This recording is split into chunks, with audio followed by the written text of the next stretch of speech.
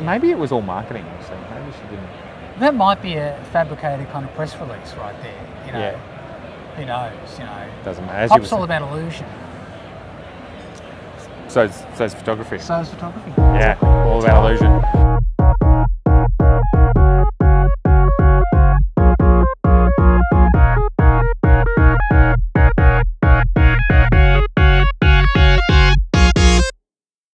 And it's so powerful. Like, you can have a shot that looks like 1920 right there, and it could be a modern something next to it, but it doesn't. No one would know. Yeah. And that part is still exactly means the same to me. Yeah. That power to create a frame. Yeah. Are you rolling? Yes, rolling. Oh, good man. Shooting wide open 1.4. Here, am I in frame? You're in frame. How about here? You're still in frame. Oh, good. Oh, well, I might have been in frame. Yeah, Great. you would have been in frame. Hi, my name's James Lee. I'm out shooting tonight with Matt Irwin, my old buddy. We're going to look at digital versus film, basically. I'm using a film camera, he's using a digital. We'll take a few snaps, compare notes, and see how we go. It's a nice night for it. Now, James Lee is the Pentax man.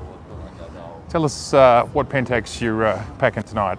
Spotmatic, shooting with a 55mm Takumar lens, which was standard issue on all Spotmatics at the time. Still a great lens, beautiful lens to use, very easy to use.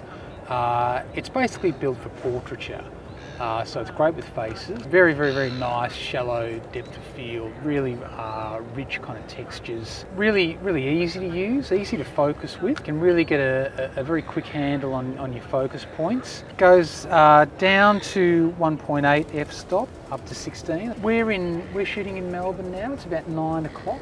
Is it really? Sun's starting to go down. I'm shooting with 125 ASA black and white. I'm packing the Nikon D850 with the XQD card. Wow. That's as close as I get to film. Okay, so yeah, okay. And we're shooting this on the Z7 with the 24-70 f4 lens and the Ronin S stabilising things tonight. The temperature halved in 1 hour yesterday. Yeah, that's right. As the cold change came through. Yeah. Now, we're not here to talk about the weather though, are we? We're here to talk about film versus digital. Why would you shoot on film, man? Yeah. It's a ridiculous concept I in understand. this day and age of digital technologies. Why would someone stick to film? What would be wrong with them? Yeah. You know? I mean, what would they be afraid of? What are they trying to prove? Exactly. What's going on in their head? Exactly. You know, it just seems mad, doesn't it? So talk us all through that madness. Look, it's a pain in the arse. You do create more work for yourself.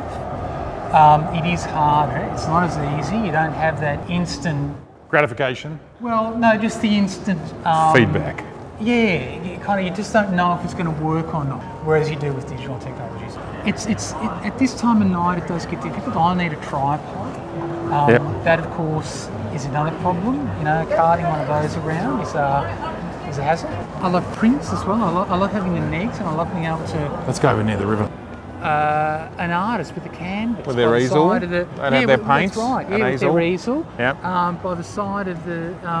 on the Seine? On the Seine, that's on right. the Rhine? Exactly. On the Thames? Oh, yeah, that's right. On the Hudson? Yeah. There they were. Exactly. And here we are. And that's all there. It's all there, it's just not as easy. Yeah, but great. You can still take great shots, you know. Well, I can see a great shot behind you. Why don't you squeeze off one and we'll see what it looks like. I'm down to 2 at an eighth of a second. Oh, that's tough. So it's tough. I do have a tripod in the car, but that might be more trouble. That's cheating. Look, I've got a pretty steady hand. I'll see what this does. See, that was an eighth. So, you know, I always say you just shoot it. You know, you might not think there's enough light. You might think think there's too much grain. But sometimes that risk shot. Well, that's right. That can sometimes be your best shot. You know, that's what I'm most interested in. Things that I haven't seen before. Absolutely. With myself. Right. Exactly. Do you know this year, Mr. Lee, is the beginning of my 30th year of doing this? 2019. Beginning. So by the end of this year, 30 years. Is that right? 30 years since I sold my first picture. That's astonishing, isn't it? I mean, it's quite mind-blowing, really, to think about, isn't it? I mean, 30 years is a long time. It's a long time doing anything, let alone the one thing. Yeah, and that's how much I love it. You don't feel yourself losing any inspiration? You don't feel yourself kind of struggling more than perhaps you once did to kind of get inspired and kind of get out there? The struggle is not the photography, the struggle is the business. I still love the frame. Yeah. That frame, which even when I first started shooting around the age of 15, I went, that's an editorial tool, and it's so powerful. Like, you can have a shot that looks like 1920 right there, and it could be a modern something next to it, but it doesn't. No one would know. And that part is still means the same to me. Yeah. That power to create a frame. Yeah. To shoot, you still hold the camera up to your eye. I still do. I've never been a screen. Yeah. I don't get that because you're not seeing the frame. Yeah. It's part of the joy to be in that dark space as well. Yeah, that's I actually think you're in your own little world once you dive into that space. I completely agree. Putting it up to your face and looking through the lens is how you take a photograph, isn't it? Yeah. I reckon that's just how it is for me. You know, that's totally ingrained in me. Yeah. Do you think there are any cost benefits? Well, with this camera, this camera wouldn't cost you really anything. Yeah, maybe, you know, $50 or something. Is that how affordable it is? What's still not cheap are the lenses. So the lenses are still pretty expensive. So the camera's $50, but the glass is still crazy. Yeah, because the lenses still take a great shot, and a lot of people can retrofit them, so they're still desirable. Those Takumar lenses are fantastic lenses. Really top notch. Still, you can take a great shot. Yeah. And they would have been made in Japan, so they're the real deal, not the made in Thailand. Like and at the time, made in China. Yeah, now. that's right. So they were made in Japan, and really at the time, very good lenses. Yeah. Very expensive lenses. Yeah. Still, to this day, I reckon they're great lenses. Yeah. They're beautiful to use. The 17mm is a ripper. 135mm. I've got a 55mm, a 28mm, and a 17. They look like 4. What's that? 4 lenses. Yeah. So, and how like one pro lens for the Nikons might cost you $2 to $3 grand. Yeah. Have you been able to score all those for less than that? Yeah, significantly less. Yeah. Than that, so you can get a full kit of great glass. Yeah. That you could probably get an adapter to go from that to this, probably. So basically, shooting 35mm film far more affordable than going the digital age. How do you feel about those? So then you've got your processing. Processing comes out to about $1 a print, I reckon. Okay. When you add your cost of film in and your processing. Okay. That's not expensive either. But it pays to make sure that you're spending your money wisely. Yeah. And that you're getting good shots, you know. So it does provoke a slightly more conservative approach. Well, I'll ask you another question right now. Yeah. How are you feeling? Is there any potentiality you'd be lured to digital? Yeah, totally. So what's the tipping point? Yeah, look, that's a good question. I can't think of one right now. I don't know what it would take. I'm quite enjoying film photography. I still am after all these years. I don't know, I just feel like if I took digital shots, then my photographs would look good. So that's a stylistic, artistic choice. Well, it's an aesthetic. Yeah. It is a stylistic choice, and in making that choice, then I just choose to live with all those limitations and frustrations that it's an aesthetic choice. And so I'm moving forward with that choice. I like limitations as well. I don't mind working within limitations. I find that kind of forces you to be quite creative in how you manage those limitations, how you overcome those limitations. Yeah, well, that's quite interesting because I often choose to just go out with like a single prime lens or something like that. Yeah. Deliberately to see what I can do. Yeah. With that prime. How do you feel about the fact that with digital, there's no film, so there's no waste, there's no chemicals, there's no... How do you feel about that side of it? Well, that's got to be a good thing. Yeah, Yeah. Absolutely. Analog technology in that way is a very, very messy business, isn't it? It's a messy business. Yes, You know, you've been in the dark room. 10 years in the dark room. It's disgusting. 250,000 prints by hand. Yeah, that's no, right. sorry, 100,000. Not Yeah. that was enough. Anyways, that's a lot. Yeah. And yes, the waste, Yeah. chemicals, the environmental consequences of that Yeah. are significant. It is an issue. Yeah. But I can give you a flip side. Yeah. You're using a recycled camera and recycled lenses. Yeah, that's right. Whereas us digital guys, we upgrade every 3 years. Yeah, that's right. So Exactly. I wonder, in I the reckon- end, we might be using more resources. Yeah. Oh, look, this camera's been around for a long time, Yeah. right? And it's still going strong. That's kind of zero waste right there. That's zero. You know, That's yeah, right. absolutely zero. It's still being useful. There's no carbon footprint here. Yeah. You could say it would have completely washed its I'd carbon footprint. I'd say with all the film that I've used over the years, that's a carbon offset right there. Yeah. You know. Well, versus, I suppose the question is, you know, this camera, because you think about everything, the research and development that goes into it, and the batteries are different. Like, does this have any battery at all? No, it doesn't. Yeah. The only battery it has is for the meter. Yeah, okay, but you don't use it. So I've taken out the battery. Yeah. So there's absolutely. So it's a really. And I'm sure there's a thesis in this. Yeah. That, you know, it might take 100 or 1,000 rolls of film to go through that to be equivalent to the. Do you know what I mean? Yeah. And I'm not sure anyone's worked that out. Yeah. But this is recycling, and in the digital age, a lot of us upgrade quite often. Yeah, for sure. And that's because if film improves, you don't have to buy a new camera. But if the sensor improves, you've got to buy a new camera. Yeah. You can't just pull the sensor out and put a new one in. Yeah. I mean, the only people that do that are the medium format guys, and Yeah. the sensor's the most expensive part anyway. Right. So. But it's a really interesting debate.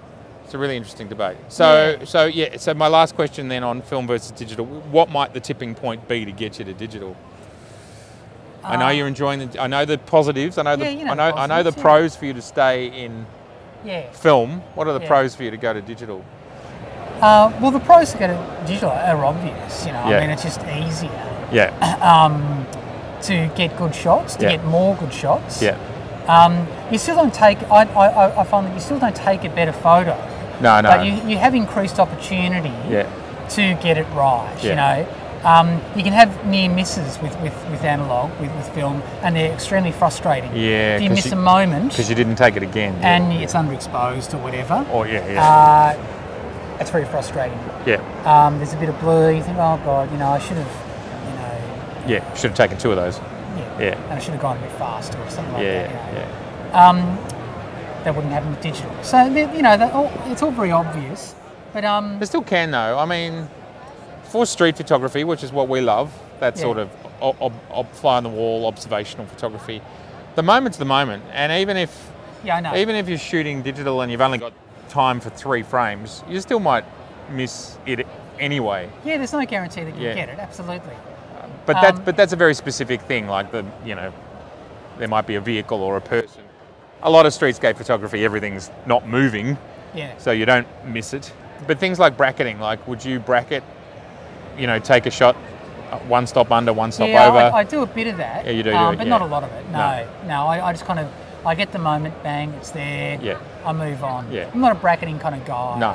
You know, you think, oh, I missed it, but I can move on very easily. Yeah. I mean, at the end of the day, you're not having to put bread on the table, so it doesn't matter. Well, that's the other thing. Through your photography. Exactly. Yeah. If I miss a shot, it's not the end of the world. Yeah. And it's not a profession, so I don't lose money. Yeah. You know? If I was a professional, then I wouldn't be using one of these. Okay, well that's a great part of the conversation to go into.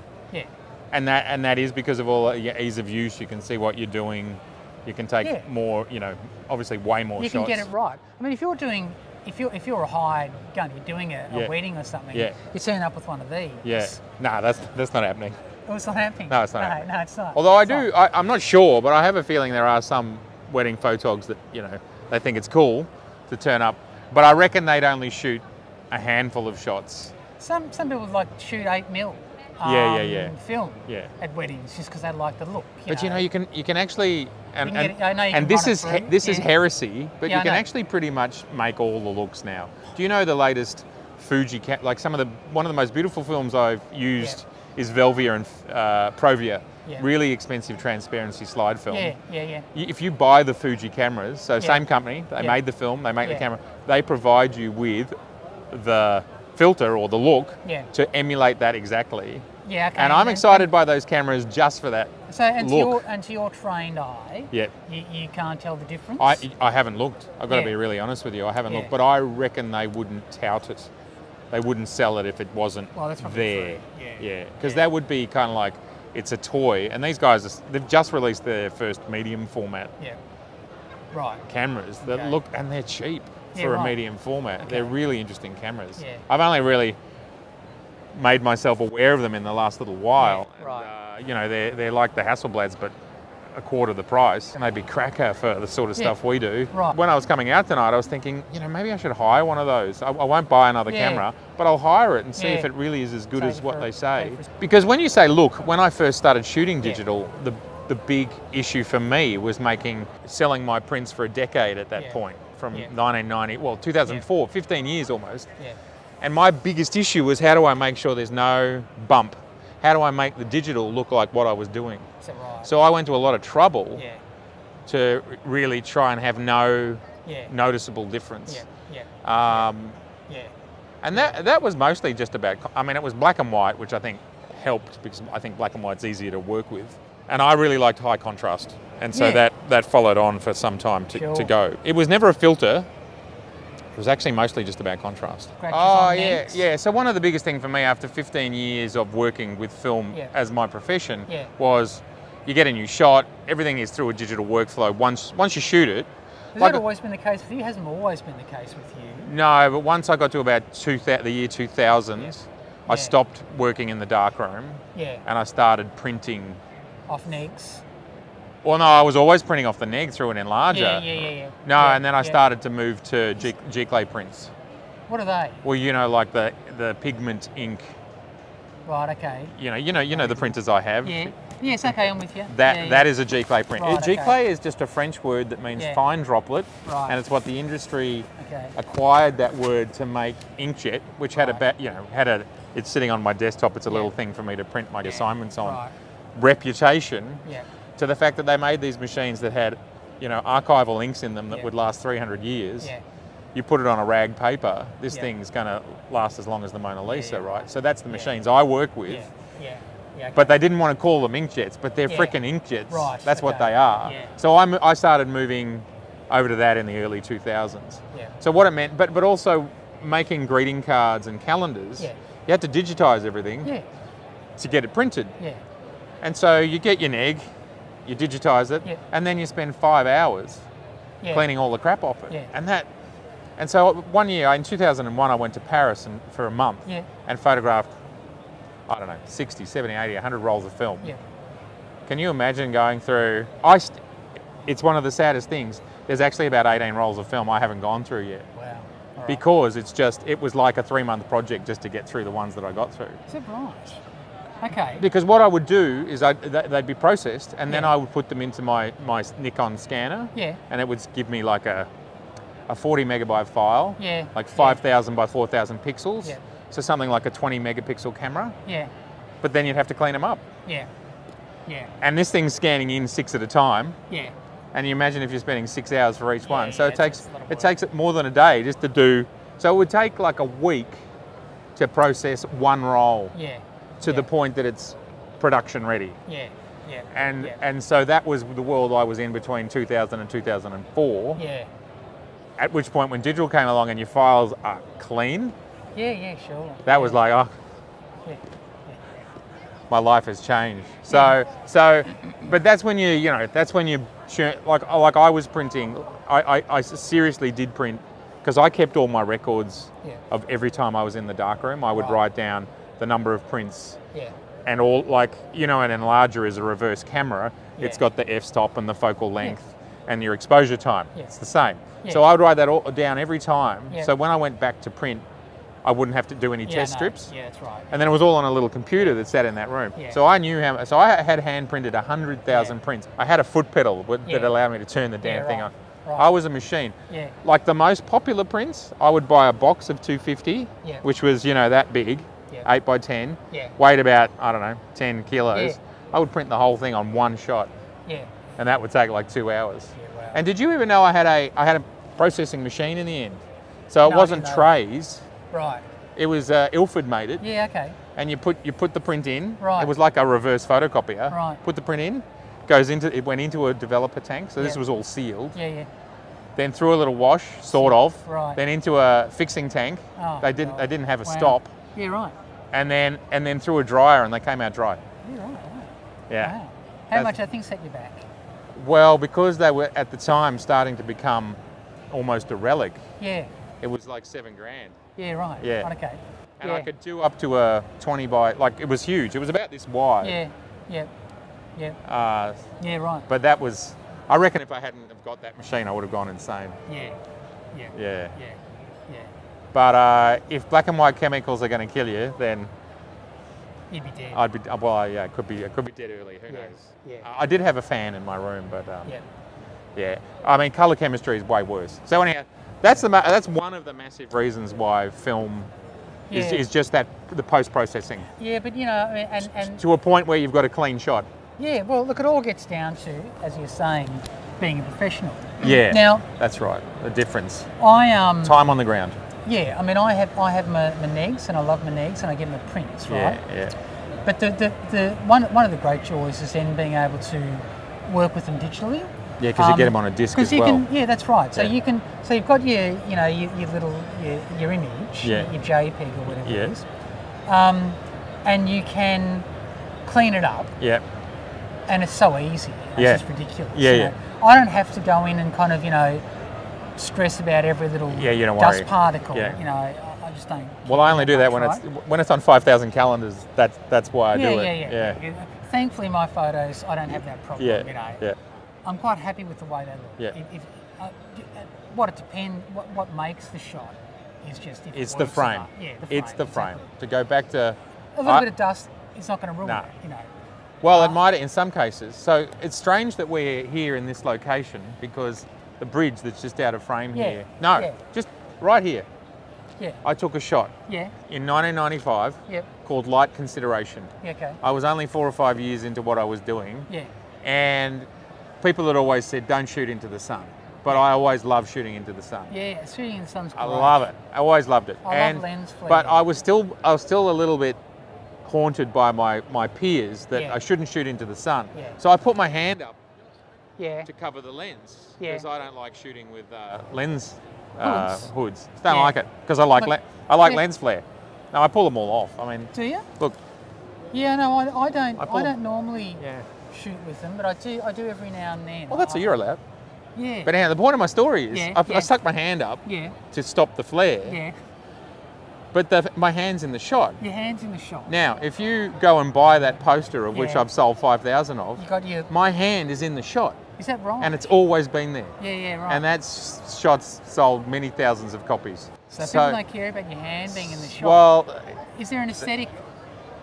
It's in the shot. It's in the shot at the top. Like it takes up about. And is that just like it's acting as a lens? The idea was I was trying to cut the flare because I had ringing in my head. Cut the flare. There was no flare. Were you successful in cutting the flare by putting your hand up there? I cut most of it, but not all of it. Yeah. But the thing was, my hand's always been there. No one's ever questioned it. No. And so the fact that you say, who cares about a few dots or whatever? Yeah. I got a hand in the shot. And you haven't been tempted to crop it out? I actually tried. Yeah. And I don't know whether it was because I love the hand, because you can actually look at my hand and you can still see it's exactly the same. Your hand? Your hand hasn't changed? Hasn't changed in 30 years. Not a bit.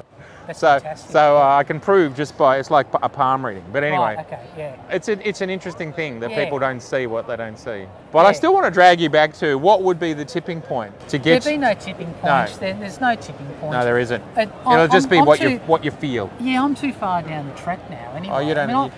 I could do digital. It just wouldn't be as enjoyable for me. No, well, that's great. Yeah. And you know how it is, Matt. Like, I'll go through a month or so where I'm fully into it, and I'm loving it. Yeah. A lot of the time, it's inspired by travel. If I travel, the cameras, I get excited about photography because there's new stimulus, and I'm pumped, and I'm enjoying the camera. Yeah. And then you know, other times life goes on, and of course, you know, I'm thinking about it less. You know, of course. And I'm less inspired to get out there and shoot. With kids, I'm finding it's great shooting the kids. You know, photographing them as they kind of grow is a great thing, and I'm capturing all that on film. Yeah. And I'm loving that. Kids are such great subjects. You know, they just sit there. Yeah, that's true. They look at you. Yeah. And you go, bang. They're wide-eyed. Yeah. Yeah, they don't see this the way a lot of adults do as a kind of as a horribly intrusive capturing your ego, and now I might look bad. Exactly. Yeah. Exactly. It's not. They're less self-conscious in that way. More natural. I remember my question now. So, you love the look of analog. You love the discipline of analog. Yeah. There's a lot of things that are emotional about it. Yeah. You're a musician as well. Yeah. Are you the same way about records versus? That's a good question, because as you know, I'm a professional musician. Yes. So there you go. And it's interesting, right? Yeah. So does it flip when you're? Yeah, it kind of does. Yeah. Because it's money. Yeah. You know, it's a cost. Yeah. And there's a risk factor involved with analog. You know that there isn't with digital. Yeah. Far more scope for experimentation. Yeah. Because it's just all about cost. You know, you can do more with less in the digital domain. Yeah. So it's more attractive for that reason, professionally. Yeah. There are aesthetic advantages in some cases to recording to tape. Yeah. But you can probably emulate some of that. Some of them you can't, though, I would say. You really can't. Yeah. Okay. You can choose to live without them, which is great. Of course, because there's a million options anyway. It's fine, you know. But drums are still good to capture on tape. Yep. The way cymbals can hit tape sometimes. Yeah. Overdriving levels on tape is completely different to overdriving on digital. It can handle it. Digital just goes no. Well, it's a different kind of distortion. Gotcha. Beautiful. It can be quite a pleasant distortion with tape. Yeah. It can be a very unpleasant distortion with digital. We've all heard digital distortion. Yeah. There's nothing good about it. Yeah. There is something good about tape. You hear tape distortion quite a lot, far more often than you realise. And but ultimately, the backbone of your music is a digital workflow, where you might go out to an analog tool here and there, but 90% of it's constructed. You're in the digital domain, and you're stuck there, for better or for worse. Ultimately, for better. And you can build a 16-track or a 24-track song on a laptop. Yeah. Whereas if it was analog, you'd need a room. Almost. And look, there are many layers to that question. Yeah. You're talking about equipment. Yeah. And workflows, processes. Yeah. What do you want to work with? You know? So analog has significant advantages in terms of interface. Yeah. Right. Yeah. Using emulators on a laptop is a very, very, very different experience to using the real thing. So you can have a little drum machine emulator on your screen. Pain in the ass. Pain in the ass. Pain in the ass. Use the real thing. Yeah. You can interact with that thing. Yeah. And you can tweak it. You can get it sounding great. Yeah. Straight away. Yeah. But as a professional, you have a great idea. You're working with your co-writer. Yeah. You record it. You can have it on Dropbox, and that idea is disseminated to the world 10 minutes after you've finished hitting the record button. Analog, like film, it's going to take a lot longer, and if there's no digital version of it, you're going to have to go physically play the music or show the. So. Yeah, I think it's a good analogy. It's pretty similar. It is a good analogy. Pretty similar. Not the same, but pretty similar. I would say though that I still prefer working with analog gear rather than digital emulators. Yeah. I'll always say it's a bit like this, where you take a shot and then it ends up in the digital domain. It's all destined for the digital domain. Yeah, cool. Of course. No matter how you get there, distribution will always be digital. It's just it's going to end up in the digital domain. Yeah. How you get there is just a preference, a choice you make. So we all arrive in the same place. Yeah. But I like to use analog equipment. Yeah. In photography and in music. I like to use an actual drum machine as opposed to a digital emulator. Yeah. Just because the experience is more intuitive. Yeah. That inspires a very different approach. It always does. It always does. But I would say my limited music experience. It's quicker as well. Analog or digital? Analog. Yeah. I would prefer analog and but I don't have the skill.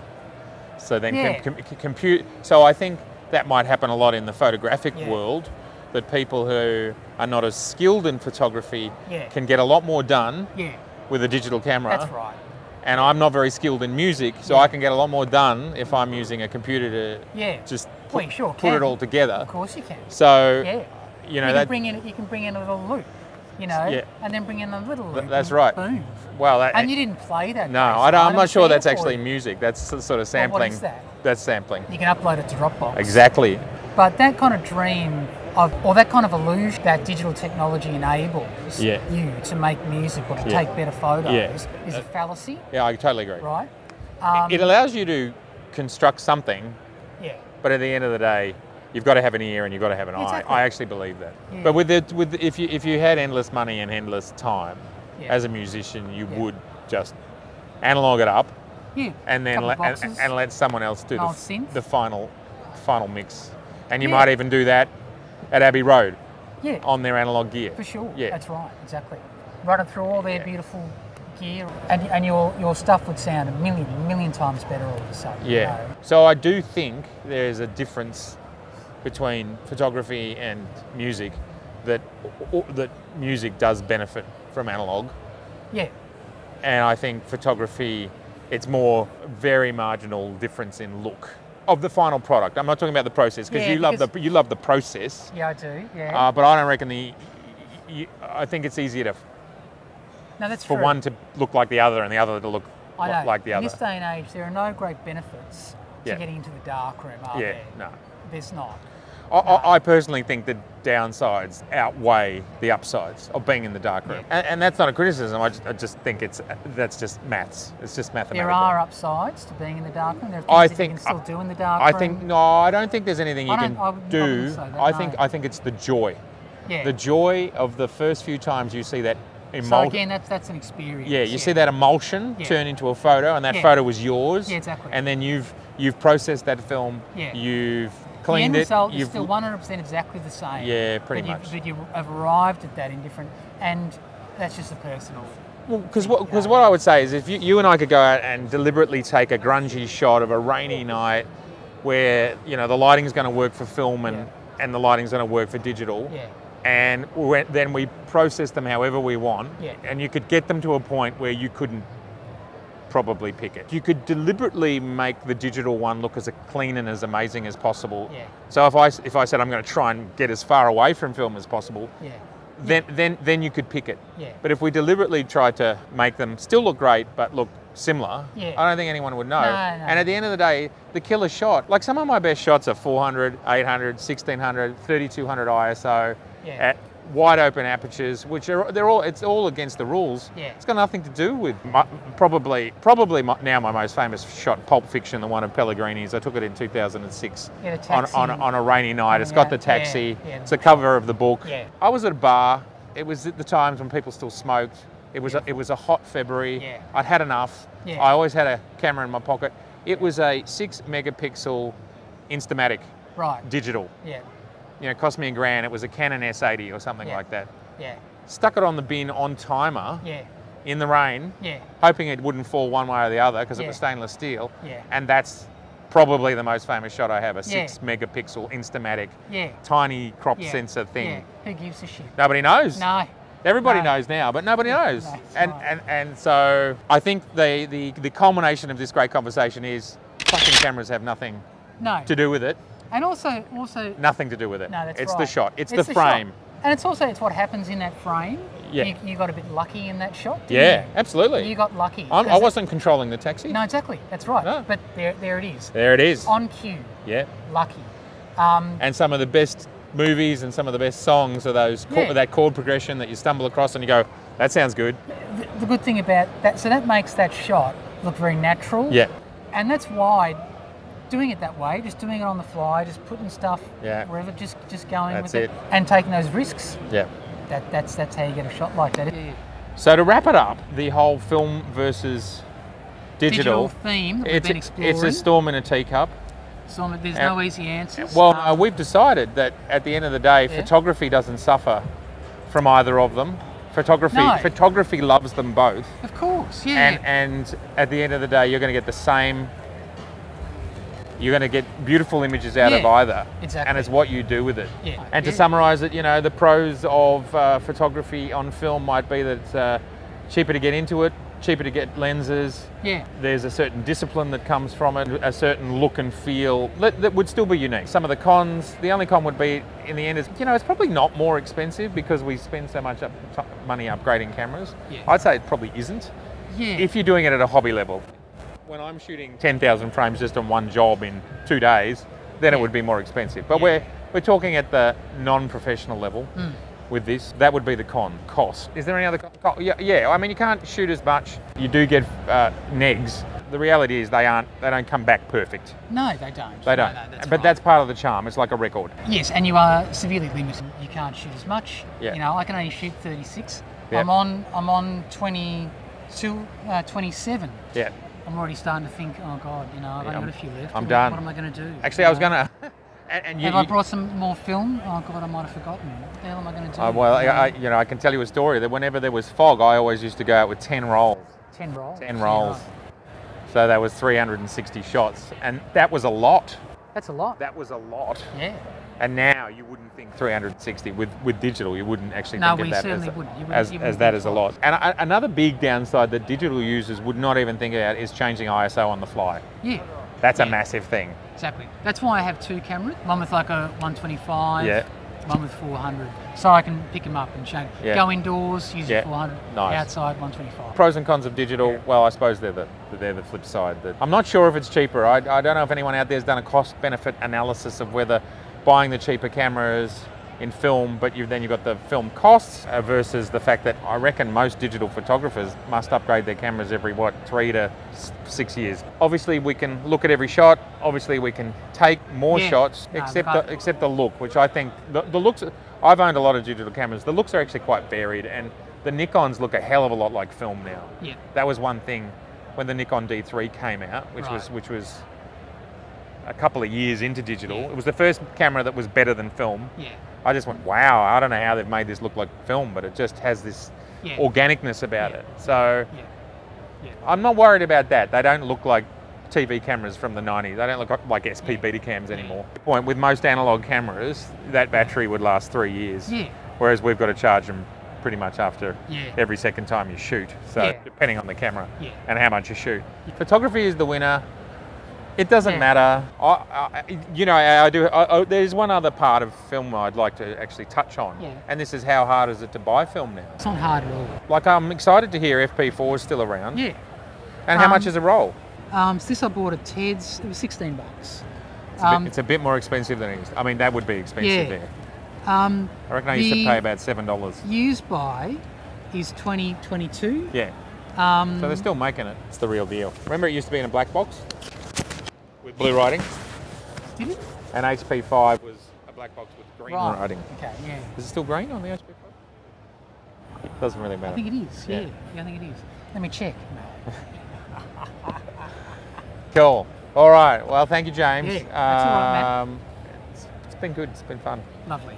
Yeah, I don't feel like we've got to say goodbye. So there's a few things you've got to do. You've got to say goodbye. If you're not a subscriber, subscribe. And you were listening. Do all those things to work. And I'll see you next week. See you, James. See you, Matt.